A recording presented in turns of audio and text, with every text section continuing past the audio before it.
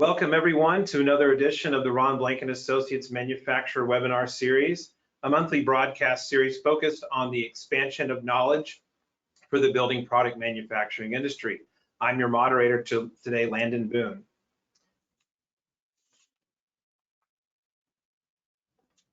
Today's webinar, Essential Strategies to Get Products Specified for LEED version 4.1, How HPDs and EPDs Increase Opportunities, is hosted by Ron Blank & Associates and facilitated by Vertima and Elixir Environmental, as well as HPD Collaborative. Participants today are in listen-only mode during the webinar presentation. However, questions may be submitted within the question area during the webinar and are encouraged. If you do not see the questions box, click on the orange arrow, then click on the triangle icon to expand the panel, enter your text, and click to send. You can see an example of this on your screen now. You might also be viewing through a new GoToWebinar interface, and if that's the case, the questions icon is off to the right side of the screen that you can click on to ask a question. I will ask as many of your questions as time allows, but if the presenter is not able to answer your question in the allotted time, it will be answered in a separate email. If you found the questions area, please send a friendly hello and where you're hailing from today. That'd be great to make sure I'm coming through clearly.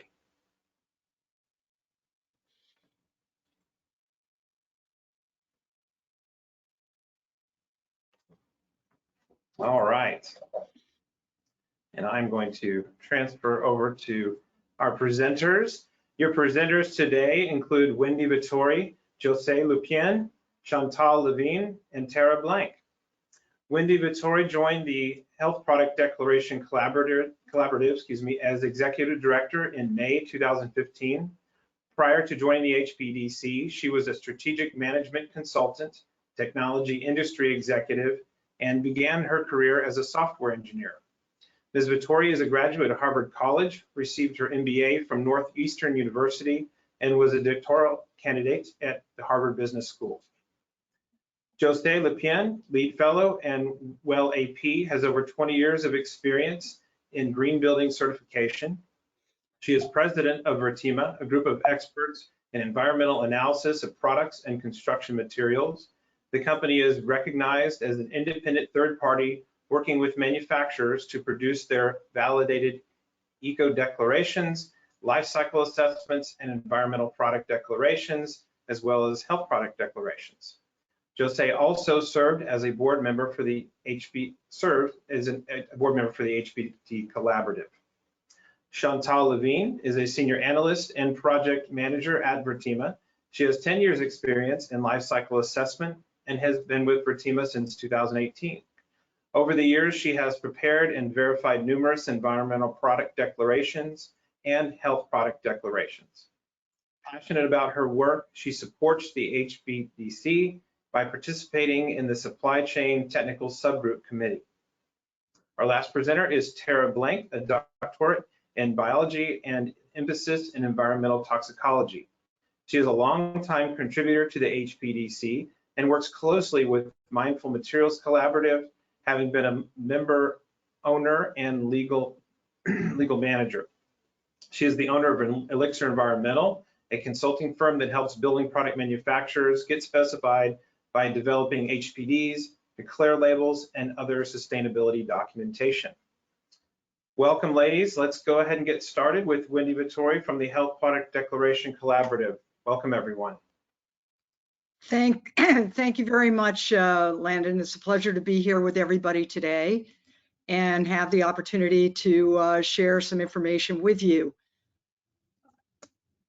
I think, Jose, I got the share screen, not... Okay, I'll let you go. Okay, all right. So what we're going to do today is really give you some background. I know we have a mix of people on the call, and you're going to have varying levels of information already about the various transparency and disclosure methodologies that we have in our built environment.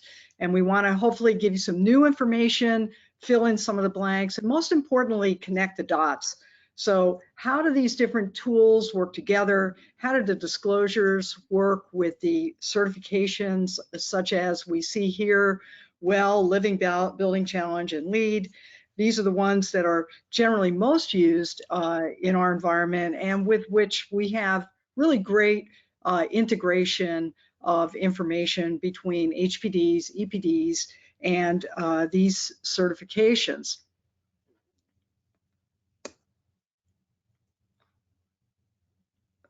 It's not advancing. Can you give me the next slide, Jose? Sure.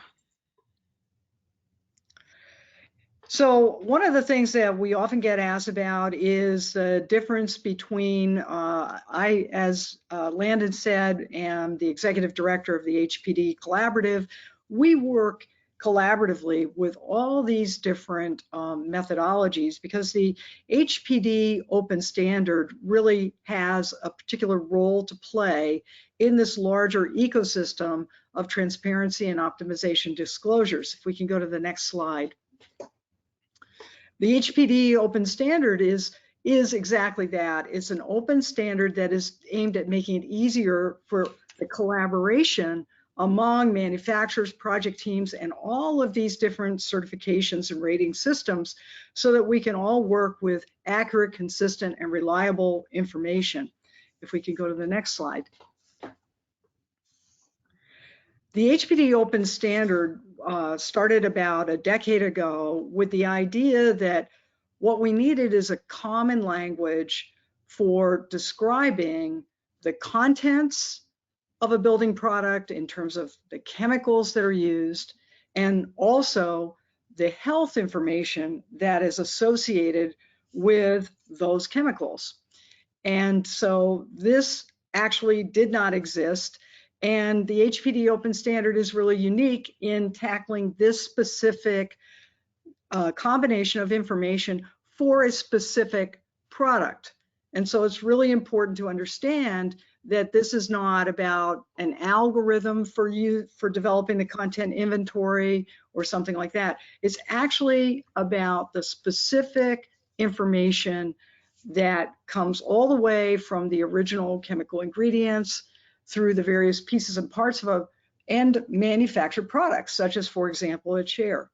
And so the standard specifies these three areas, how to report this information. So if I'm a manufacturer, exactly specifically which pieces of information are needed and exactly specifically how are they to be reported in a manner that enables their reuse with all of these different certifications and rating systems. And that's a process we refer to as harmonization. The second thing that is always a question is how much of this information is available to be disclosed publicly. And so there are a number of different factors that come into play here, such as, for example, the threshold for disclosing information could be at the level of an SDS, 10,000 parts per million, all the way down to, in the HPD open standard, 100 parts per million. Sometimes manufacturers don't have data at 100 parts per million for all the ingredients in a product. And so the HPD open standard has been developed so that it meets you where you are in terms of the information that you have, the level of precision that may be there, the level of completeness that may be there, and if there's confidential business information or proprietary formulas, things like this, then you have the option to disclose the information you have and can disclose under those circumstances. It's all determined by you. And so you can do as much or as little of that information as you have available. And so this is really important when people are just getting started on this journey, because even with extensive supply chain documentation, we found that very often the full extent of this information is not yet known to the manufacturer of the end product. So quite a bit of work needs to be done. One of the really important things is that for people like architects and designers who are looking for this documentation, they often are super appreciative if you're just getting started of saying, here's what we have, and you can share that. And the HPD open standard allows for all of these variations, and then you can easily go in and update this information as you have more and more of it. And the final thing is transparency. So in the HPD open standard and in our collaborative, we encourage manufacturers to make this information publicly available. This really spurs open innovation and collaboration throughout our entire industry. And I myself come from a background in the technology industry where we moved from a lot of standards, but very proprietary in their use, to the world of today where much of the technology is based on open standards. And what that has done is really accelerate innovation, particularly around solving problems that are bigger than any one company, no matter how big, can solve on its own, because people can start to see where there are those connections. So if we go to the next slide.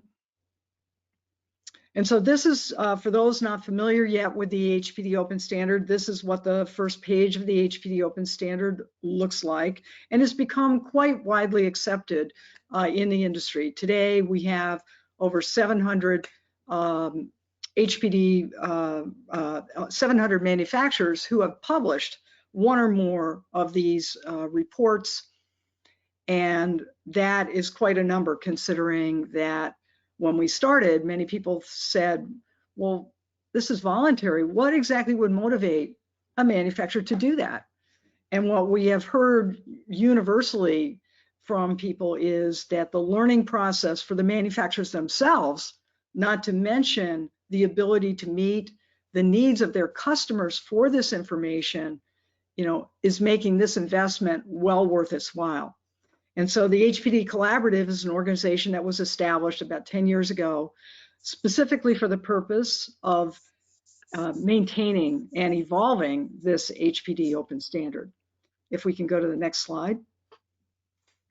So as we've mentioned, what happens here is this is information that comes directly from you, the manufacturer. We have an online tool called the HPD Builder. We also work with the ToxNot supply chain management tool. And so you can enter your data, and it's very guided because it's a fairly complex standard. So you go in, you're going to get a lot of help and assistance in terms of how to create an HPD report. And that's all spelled out in the standard. And then these tools do a lot to help you do that, and they automate all of the production of the report. And if we go to the next slide, also the publishing of the report in the HPD public repository. And from that public repository, not only do we put it's an archive of all published HPD reports. There are almost 10,000 of these now from those 700 manufacturers that I've mentioned. We have 150 to 200 new published HPDs each month. And another service that we provide for manufacturers publishing their HPDs is the automated data exchange of those documents and the maintenance of that with various libraries that are out there. And if we go to the next slide, you'll see how this growth is really just continuing to be at a very rapid rate. And so if you haven't yet gotten started with HPDs, I'd really encourage you to consider jumping in and getting started at this point. If we go to the next slide, you'll see here that there are a growing number of resources, tools, participants that are involved with this. And the main benefit is going to be that once you enter that data for your products in the HPD open standard format, you're going to be a long way on your journey to doing many other things, such as assessing the contents of your products, optimizing those contents to make them healthier. And so it's a great way to get started, and it also contributes to the credits in LEED, WELL, and many other systems. So with that little introduction, I'm going to now pass the baton, and you're going to hear more about how to actually create HPDs. All right, thanks, Wendy. You're welcome. Hi, everyone. It's nice to see such a good turnout today. I am going to give you a general overview of the steps necessary to develop an HPD.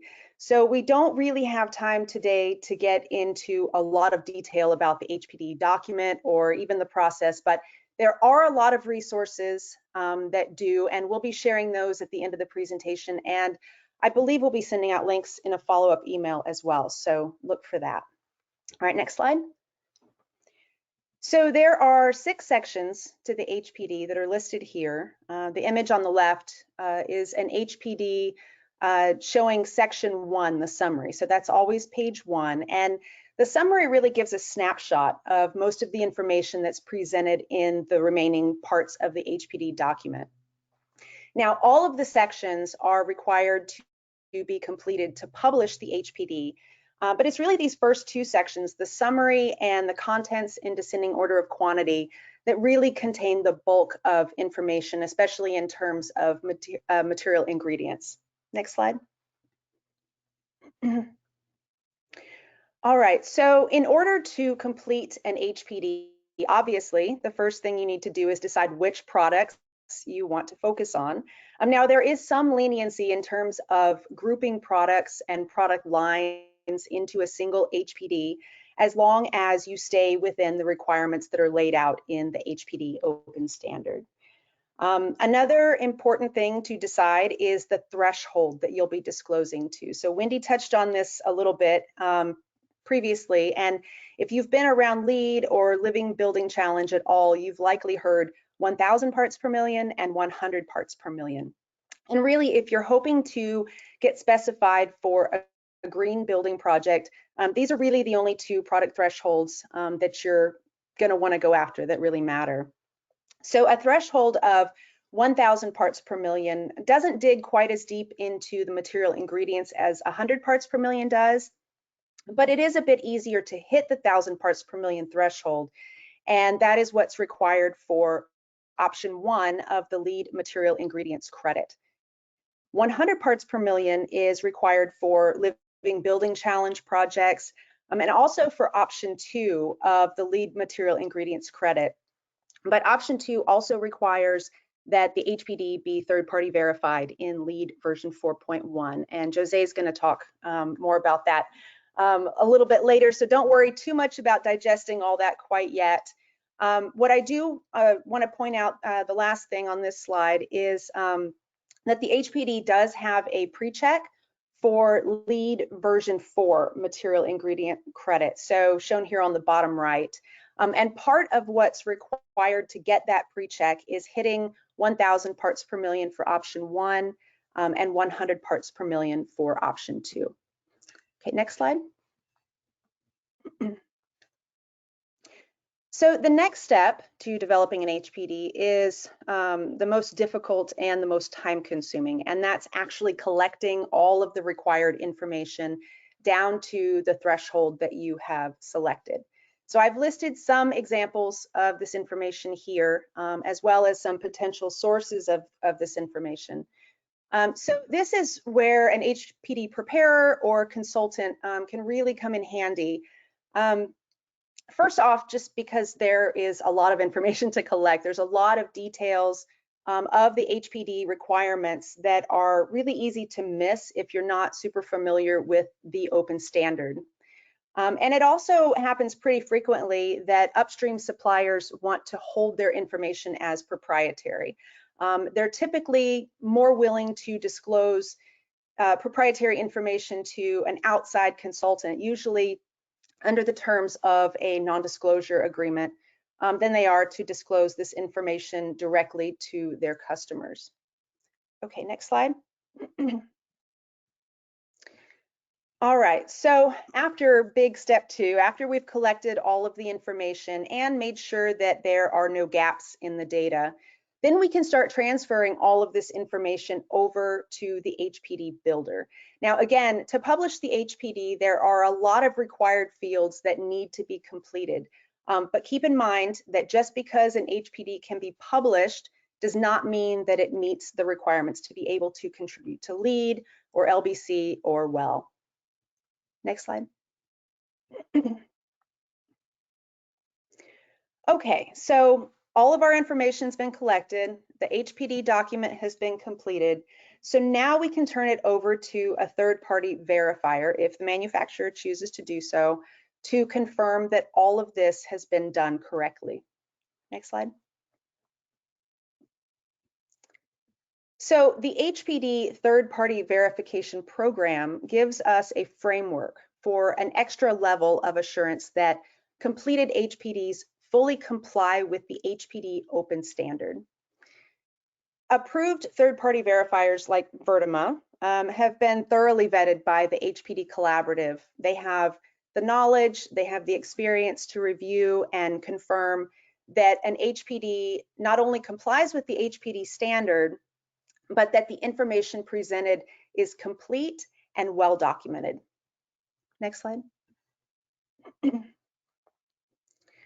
All right, now with the upcoming release of HPD version 2.3, there are now 2 places on the document that show if an HPD has been third-party verified. So one, if you've seen an HPD before, I'm sure you're familiar with, is on the bottom of the first page, on the summary page.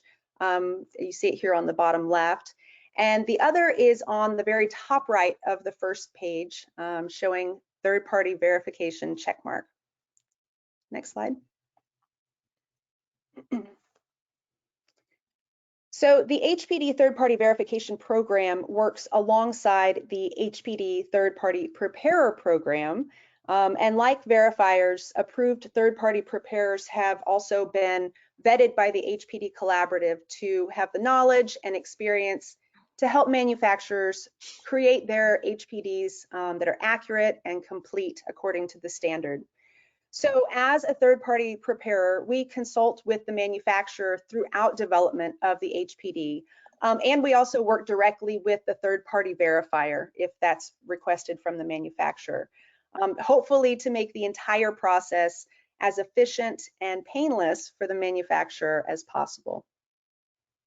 So in addition to confirming, sorry, go back one step. So in addition to confirming that the information about your product's ingredients is accurate, both for internal benchmarking and hopefully improvement, having your HPD verified can give your product and your company more clout in the industry and can also allow your product to contribute more towards the LEED material ingredient credit. So again, Jose will talk about that a bit more in a little while. So next slide, please. All right, so we have everything done. Hopefully it's been third-party verified. So the final step is to publish it to the HPD public repository. Now this step is absolutely required for your HPD to be considered publicly available. Next slide. The public repository is the authoritative source for published HPDs. So you can have your HPD on your website, you can have it plastered across the internet, but if it's not on the HPD repository, it's not considered a valid document for LEED, LBC, or WELL. Now, searching for an HPD on the repository is pretty simple and straightforward. HPDs are searchable by product or manufacturer name, CSI division or section, LEED pre-check status, inventory type, and then of course third-party verification status. So it's very easy for project teams to find HPDs that are available for your products. Okay, so now we're going to shift gears a bit and I'm going to turn it over to Chantal, who will talk about environmental product declarations. All right, thanks, Sarah. Great presentation. So I'm Chantal Having from Vertima, and I'll be giving you an overview about environmental product declarations, EPDs. Next slide, please. So EPDs complete nicely the transparency picture of your product. It assesses and presents the environmental profile of your product. Next slide, please. EPDs are based on life cycle assessment. This is a methodology used to compile all the environmental inputs and outputs of your product, either from cradle to gate, so from the extraction material to the manufacturing gate, or from cradle to grate, so from the extraction material all the way to the end of life of your product. Once these inputs and outputs have been compiled, we evaluate the potential environmental impacts that are related to them. So typical indicators that appear on an EPD are global warming potential, eutrophication potential, acidification potential, ozone layer depletion potential, and photochemical ozone creation potential.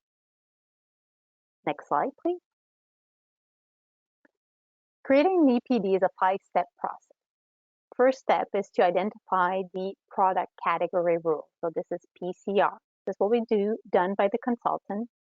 And what is in this document is basically some LCA rules and what should appear in your EPD. So once the PCR has been identified, the consultant will help you and orient you to your data collection.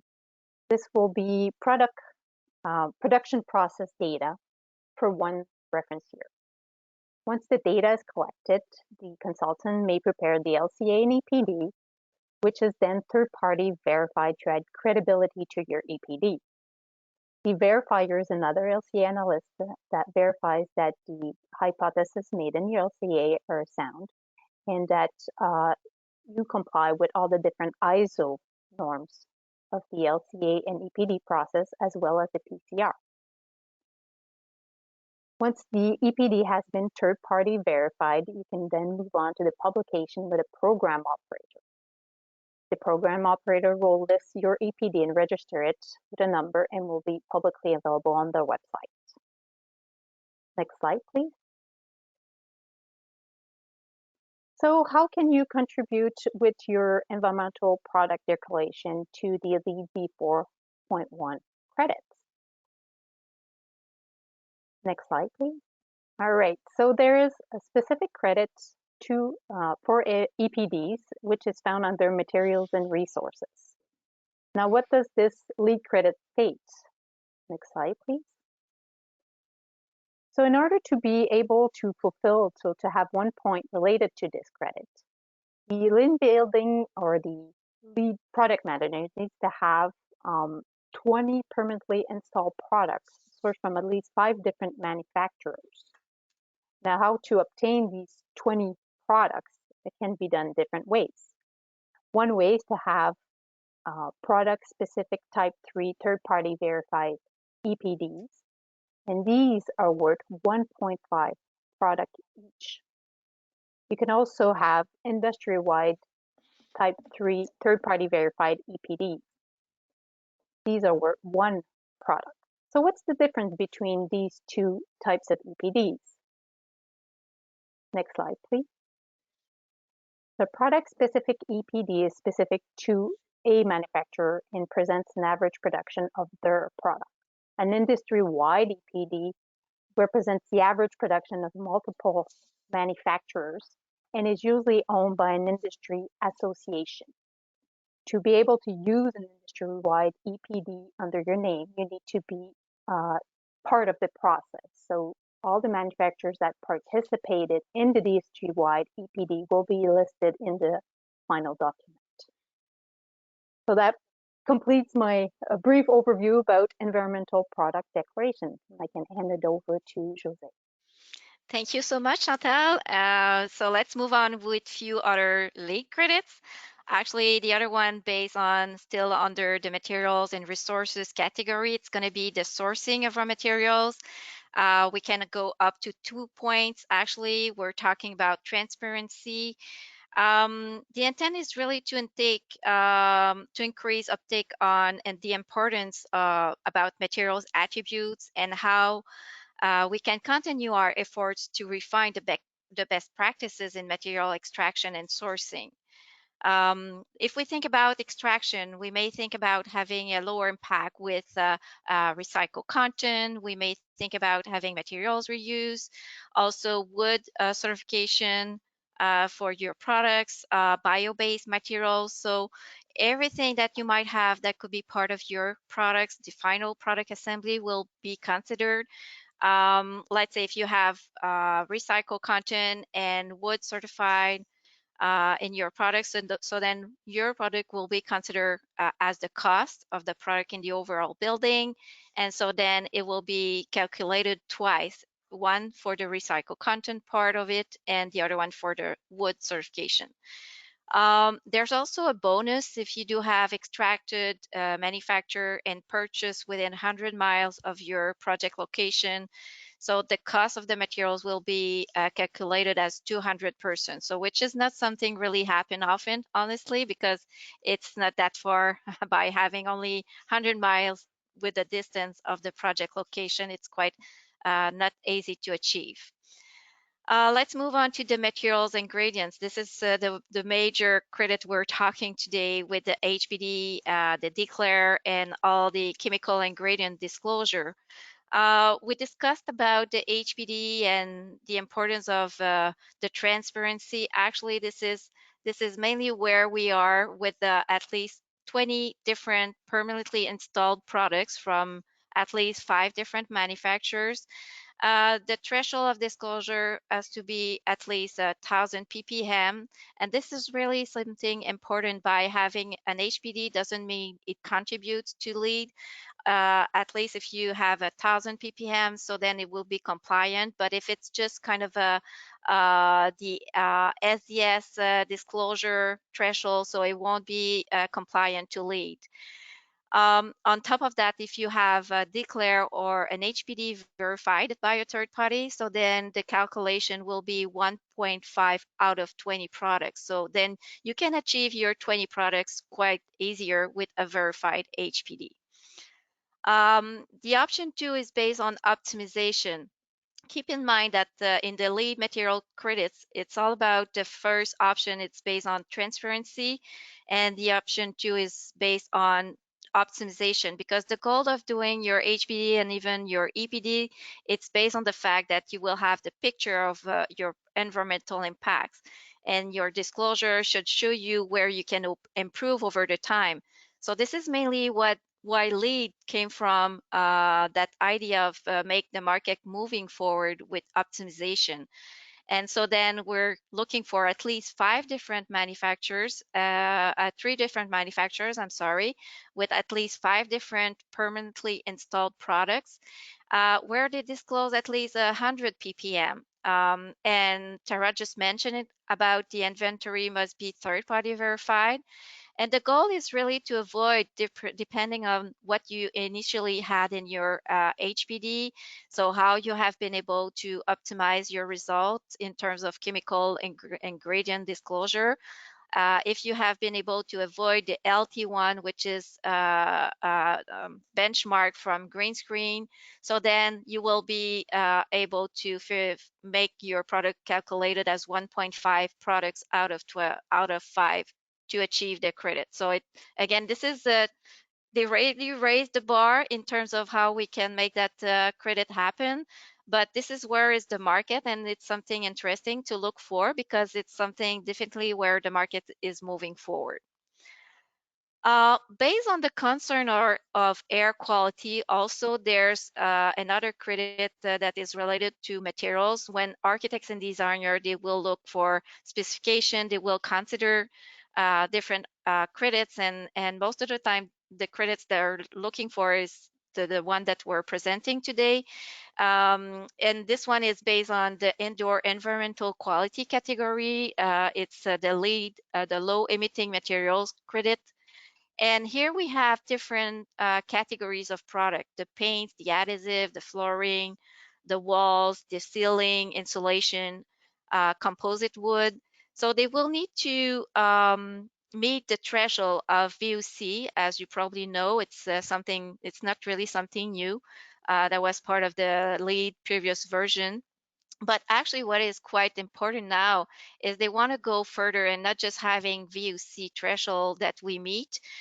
We do want to know also what are the emissions. And so then we need to go through air testing chamber, which is based on the protocol CDPH, California Department of Public Health. And this is where we'll be able to show what are the emissions of your product, even after your product are manufactured, let's say 14 days after. So this is really related to the fact that we want to have the best air quality in the building.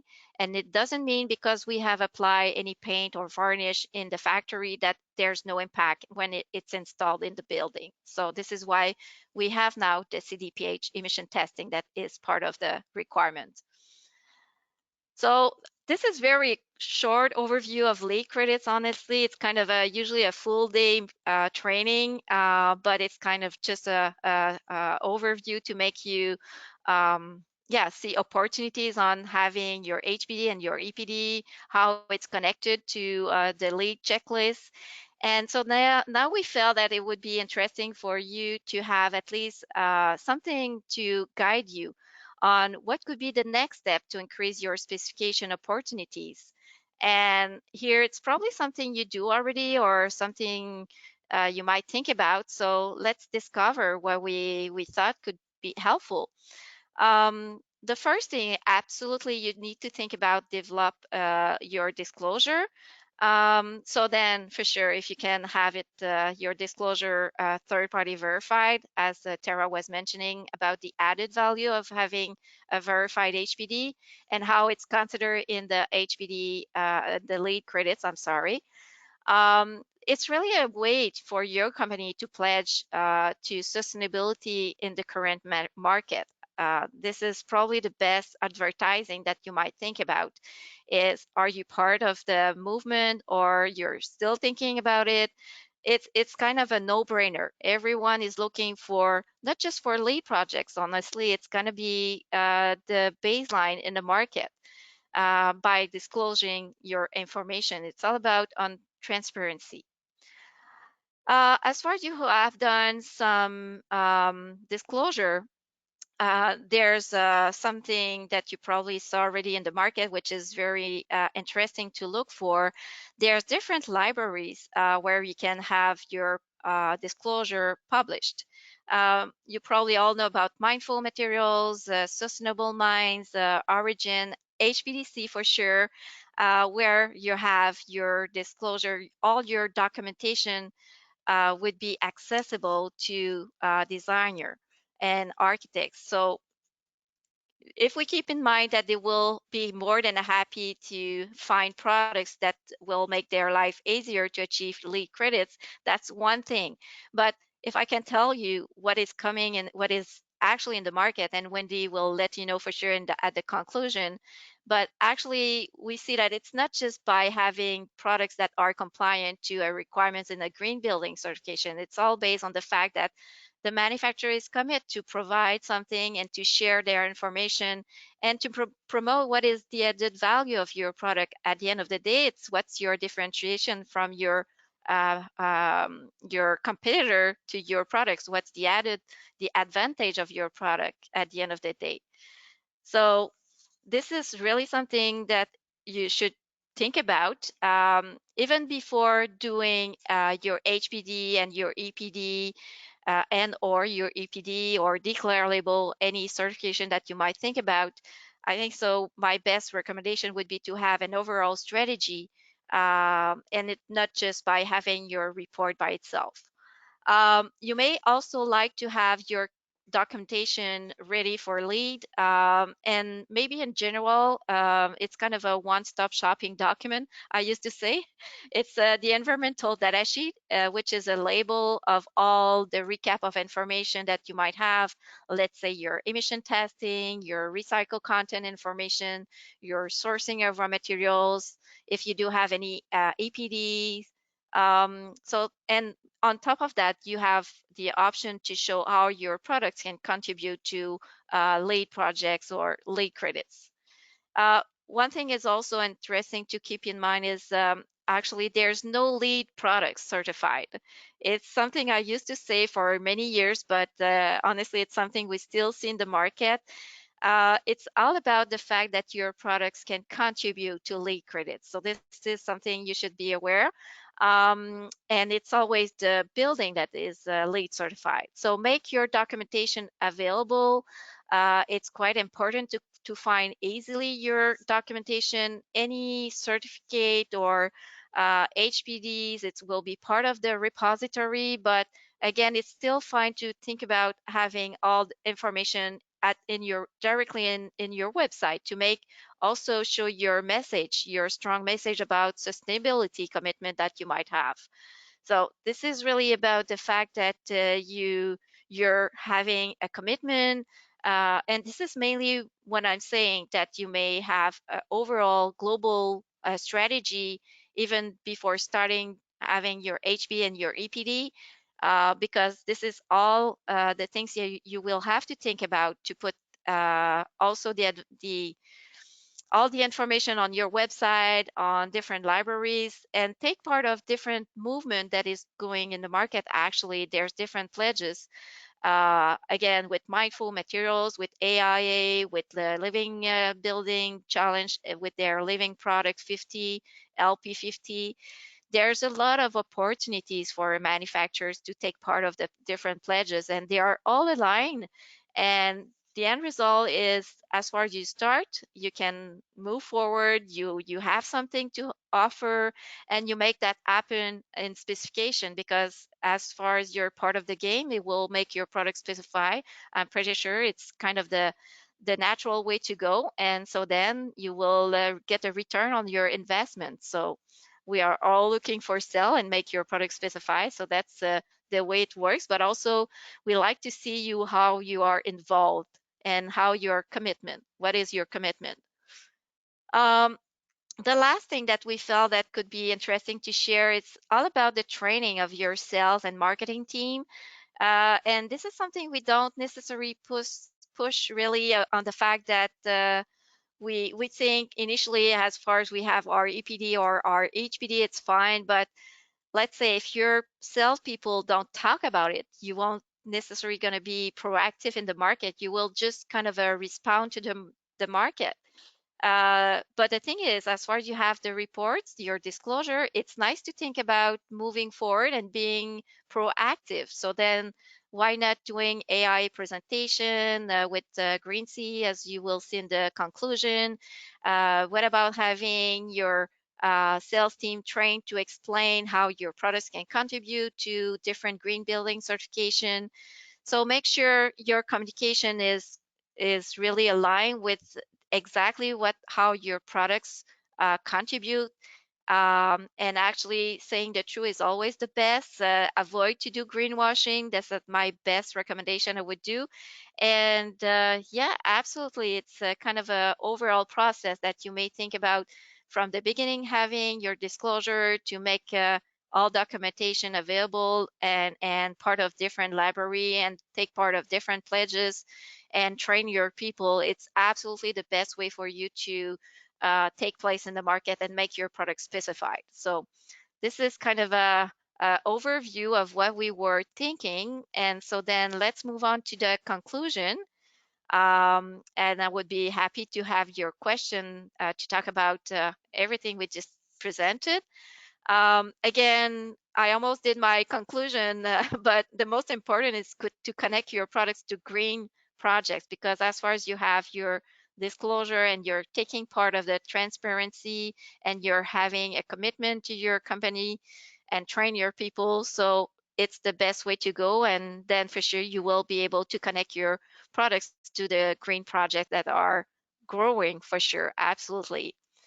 So maybe Wendy, you may want to jump in the presentation and share your vision of what's going on in the market and what HPDC may also offer to support manufacturers.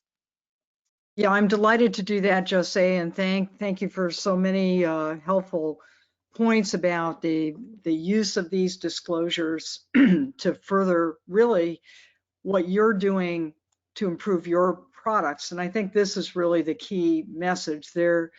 This is a movement that has been obviously going on for many years now, but I think we are starting to see a new phase of this happening, and specifically turning back to the area of material health, where we're looking at the reduction and elimination of chemicals of concern in products, the methodologies to do this have been developing over this last decade. And we're now at a point with the tools that we've shown you here where the reporting part, and with some new capabilities that we're going to be introducing and several people alluded to the version 2.3 of the HPD, which will be coming out this quarter, are going to automate more and more of the screening of those products. So what does that really mean for you as a manufacturer?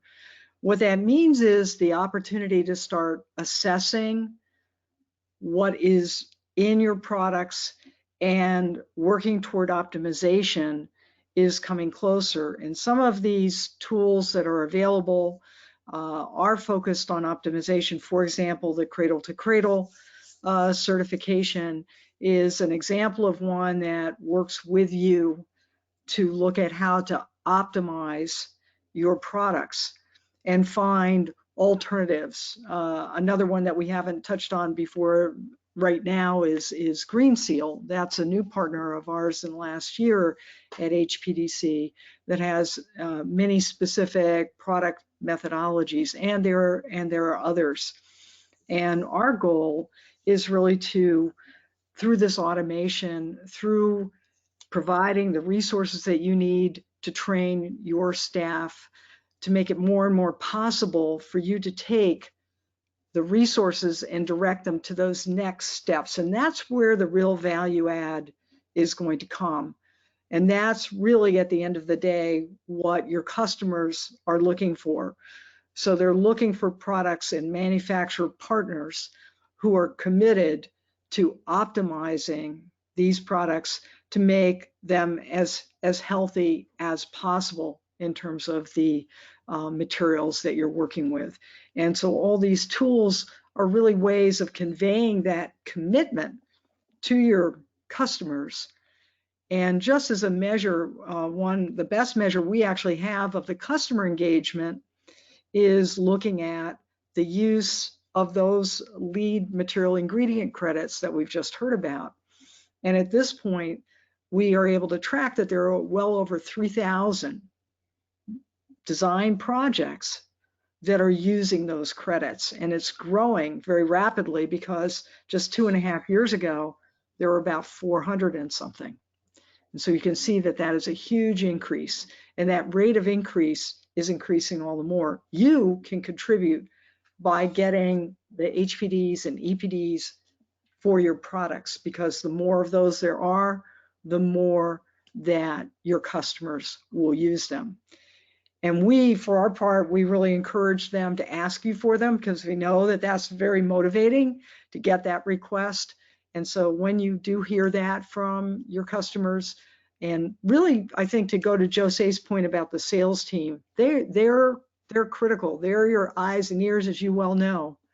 And so when that signal comes back that your customer is looking for this, even if it's only from one, that's really the leading edge of something that's growing very rapidly. And so we're all here to help you. If we can go to the next slide, Jose. And you're going to see now some resources on the HPDC website, which is hpd-collaborative.org. We have a number of resources. We have training. We have various references. We have a new quick start training program that is available for, specifically geared toward manufacturers that have never done an HPD before, to really help you learn about that. You'll see up in the on the top there bar, there's a support portal, and our support resources are available to you whether you're a member of HPDC or not. We have dedicated personnel that are there that will help you, and they'll answer any question that you may have about this entire space, and do their best to connect you up to the resources that are there. So let me turn it over to Tara, who's going to talk about some more resources for you. Thank you. Yeah. Yeah, thanks, Wendy. So yeah, I wanted to say, first of all, thanks to Green CE for hosting us today. Green CE is an excellent resource for manufacturers who want more information about LEED. The site provides the only free LEED exam prep program in the country. So this would be great for building product reps to learn about how their products can contribute to LEED. Green CE also offers free continuing education courses for those of you who may already be LEED AP or LEED Green Associates. And there are also a number of other services available through Green CE to help manufacturers reach thousands of design professionals to increase product specifications. So please feel free to contact them, reach out if you are interested in learning more. Here we are. So maybe Tara, you may want to talk about the opportunity that we work together. We can share our experience as a preparer and verifier in terms of it makes much easier the verification process when we're doing a verification from a prepared approve. So there's few other companies that you can see on the website of HPDC that are also prepared and verified approved. Actually, I invite you to go over HPDC website, and for sure there's few companies that can help you.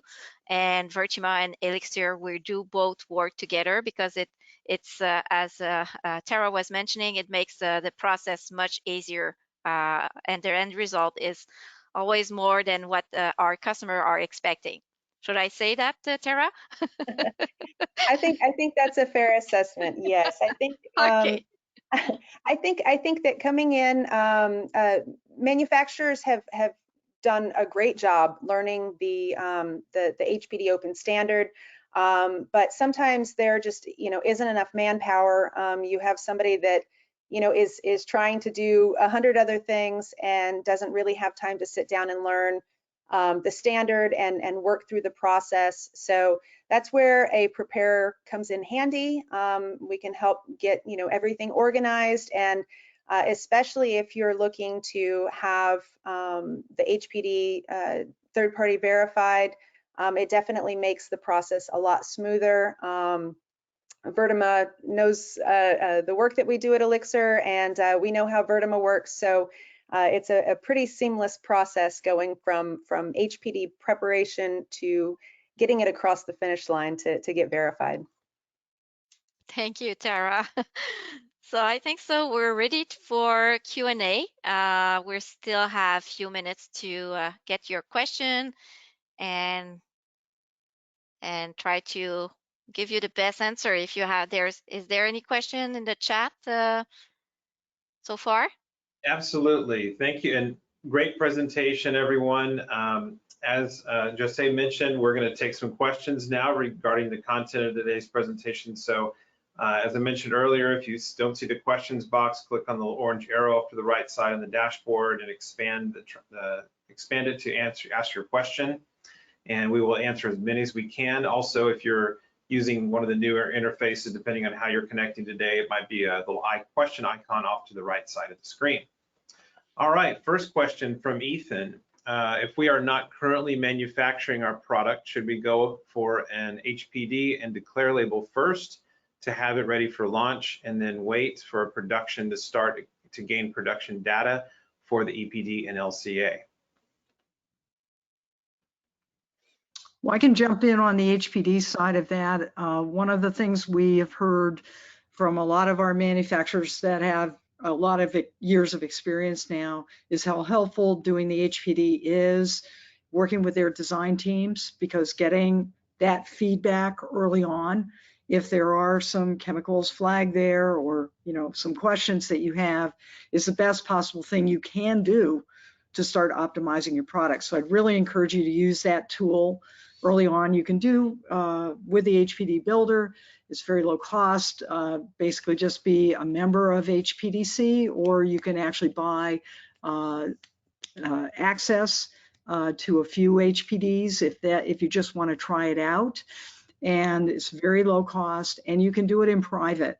So you can use that information with your internal teams, share that, and really work with that. So we definitely encourage you to do that up front.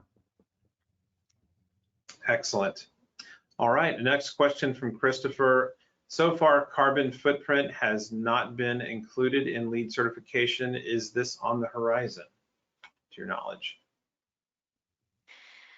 Well, it shall say, maybe I can answer to that. In terms of carbon footprint, it will be considered in the life cycle of the building. There's a credit specifically for the envelope that we will consider which kind of materials and what's the carbon footprint of the materials. So I don't know what kind of industry you are, but actually, yes, it will still be considered. And at the end result, we're looking again to improve and have a lower global warming potential in the life cycle of the building results. And so then we get more points if it's a kind of improvement. We have been able to go through the LCA. And it's usually at the design stage that we look for that kind of a strategy, that we work closely with the architects and the engineer and the structure engineer. So absolutely, that's something we definitely consider as a carbon footprint information in LEED certification. I hope that answered to your question. Excellent, thank you. And a question here from George. What's the ballpark cost for an EPD? Oh, that's quite a good question. Maybe honestly, it depends on how many manufacturing location you might have, also how many products that will be part of the same EPD, because you don't need to have one EPD per product. It could be different products in the same EPD. You will have the external audits also that will be part of the overall cost. So honestly, I would say the lower cost I've seen, it's probably $15,000 in terms of let's say the standard, and it can be. I've seen some mandates at $50,000 actually. So there's a big range between different scenarios, and it's all based on the number of products, the number of EPDs, and for sure the number of factory that you want to include, because we will need to have all the data from each factories. Excellent. And John says, thank you, great information. We are a natural stone quarry who recently developed a product made from 100% out of our quote unquote waste pile.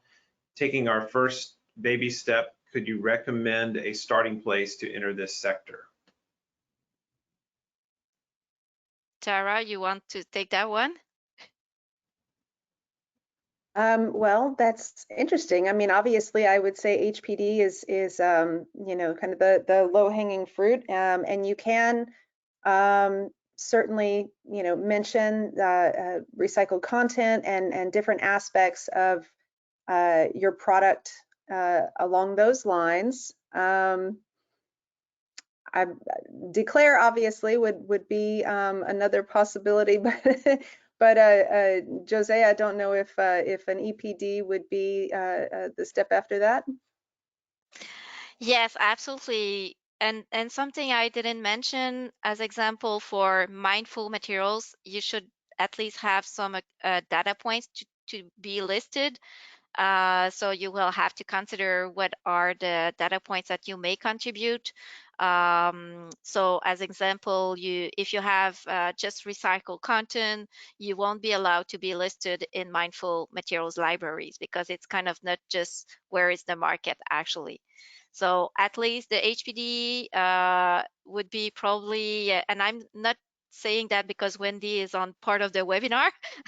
I would say the same of the record, but actually I'm nice to say something like that because Wendy, she's working hard to make HPDs kind of the first door that manufacturer will look for as a commitment on their transparency disclosure, because actually, yes, you're right, the HPD is quite probably the easiest thing to move forward, and probably I don't like to say the cheaper, the more easiest way to find a budget for it.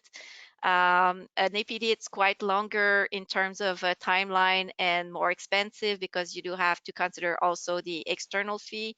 And so then you can also try to do by yourself your HPD and having your HPD verified by a third party. So it can be both. And as far as you're familiar with the process, so then you can move forward as a next step to an EPD for sure. But it's two different things that you will have to deal with. One is mainly on your side, as mentioned, Chantal, about your factory data, and the other one is all about collecting data from your suppliers. With sometimes it's not that easy to go through the process, but with experience, we're always allowed to make that HPD happen. So yeah, that's kind of a strategy we need to have on what's the best scenario, what are your budget, and actually what you might think about getting at the end result and return on your investment. What is your strategy? Excellent. Question here from Paul. Can you briefly elaborate on Green Seal? Yes, so Green Seal is another certification that is out there. It's been there for many years, and we've started working with them more closely at HPDC, and we work with a number of others as the interest in working with this information on the chemical, the content inventory, and the associated health information. So green screen screening, other screening, hazard warnings. More and more people are looking for that type of information, and that's really the domain of the HPD Open Standard. And so Green Seal was one of those that was doing that work, and so we started working with them and made an announcement last year, actually at Green Build, of our collaborative effort to harmonize their certification standard with the HPD Open Standard. And so what that means is, for a manufacturer, once they develop the information with the HPD, that moving to Green Seal certification. Right now they have a paints and finishes, coatings certification, and they're looking at additional certifications that are relevant to the building industry. Another component of this is we see an increased interest from the design professionals to understand maintenance products, cleaning products, things of this nature. And so that is an area that Green Seal is very, very established in and has a number of standards and certifications in those areas. And they are another one that works with you on the optimization of your product in these areas. So those are some of the collaborative efforts that we have with them, but primarily around first harmonizing the information and making those resources more accessible once people have HPDs. Excellent. I think we have time for one more question here from Ian. For companies that have already completed HPDs and EPDs, what tools can we use to ensure the design community is aware that they are available? Well, I think first you should verify if your product are listed in different libraries that we just presented. So that would be my first recommendation. Also on your website, if you're having all documentation available, that makes specifiers probably go on your website directly to have access to your document. I was talking about the environmental data sheet, which is mainly a tool for your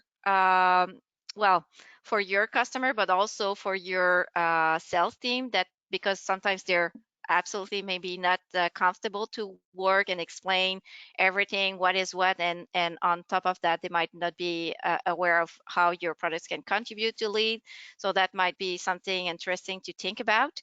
But if you do have all your reports, EPDs and HPDs, so they will be listed in the HPDC repository and the program operator also, depending of which one you deal with.